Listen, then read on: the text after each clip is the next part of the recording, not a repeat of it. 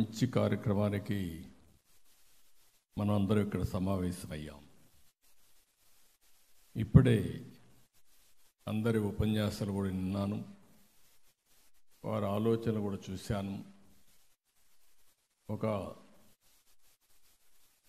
తెలుగు పండిట్ దగ్గర నుంచి biotechnology professor వరకు, అదే మరి రాజకీయ నాయకులు కానీ మీ అడ్మినిస్ట్రేషన్ కంట్రోల్ చేసే సెక్రటరీ వ్యూస్ కూడా విన్నాను. అయితే ఈరోజు మీ అందరినీ మనస్ఫూర్తిగా అభినందిస్తున్నాం.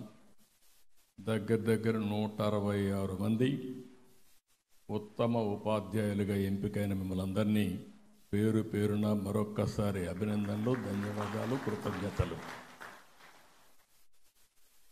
వారందరికీ శిరస్సు వంచి పాదాభివందనం చేస్తున్నా. ఎందుకంటే మీ స్ఫూర్తికి ఎప్పుడు కూడా తల్లిదండ్రులు పిల్లల్ని చదువుతారు,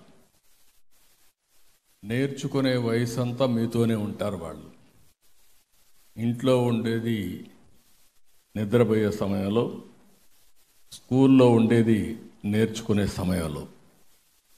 అలాంటి వారి యొక్క భవిష్యత్తుని తీర్చిదిద్దే ఒక గొప్ప బాధ్యత మీది.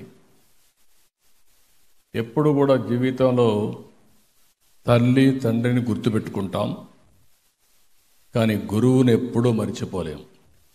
నాకు చిన్నప్పుడు చదువు చెప్పిన గురువుల్ని ఇప్పుడు కూడా గుర్తుంటుంది, ఎప్పటికీ గుర్తుంటుంది.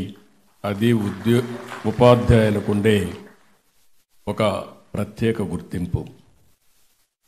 ఈరోజు కూడా ఒక మంచి గుర్తింపున్న దినం. ఆ రోజు మీరు చూస్తే మౌలానా అబుల్ కలాం గారు, ఆయన ఆ రోజుట్లోనే 1951లో ఇండియన్ ఇన్స్టిట్యూట్ ఆఫ్ టెక్నాలజీ స్థాపించారు. ఈరోజు భారతదేశంలో ఐఐటి చదువుకుని ప్రపంచమంతా పోగలిగారంటే ఆ రోజు ఆయన ఆలోచించి, ఈరోజు ఐఐటి స్టూడెంట్ అంటే ప్రపంచం మొత్తం ఒక సాంకేతికలో మొదట ఉండే వ్యక్తులని చెప్పి నిరూపించగలిగారు. ఐఐటీలు చూస్తే వండర్ఫుల్గా పనిచేసే పరిస్థితికి వచ్చింది. ఆ రోజుట్లోనే మీరు చూస్తే దగ్గర 53లో యూజీసీ తీసుకొచ్చారు. ఈ రెండు కూడా విద్యాశాఖలో విద్యా వ్యాప్తి కోసం పెను మార్పులు తీసుకురావడం జరిగింది. ఇకపోతే డాక్టర్ సర్వేపల్లి రాధాకృష్ణ గారు, మేము ఎప్పుడూ చెప్పుకుంటాం రేణిగుంటలో టీచర్గా పనిచేశాడని. అలాంటి సర్వేపల్లి రాధాకృష్ణ గారు జీవితం ఒక ఉపాధ్యాయుడిగా ప్రారంభించి అత్యున్నతమైన స్థానం, భారతదేశానికి ఒక రాష్ట్రపతి కాగలిగాడంటే అది ఉపాధ్యాయులకు ఉండే శక్తి, సామర్థ్యం అని చెప్పి కూడా నేను మీకు తెలియజేస్తున్నా. ఈ రెండు కలిసిన రోజు ఈరోజు.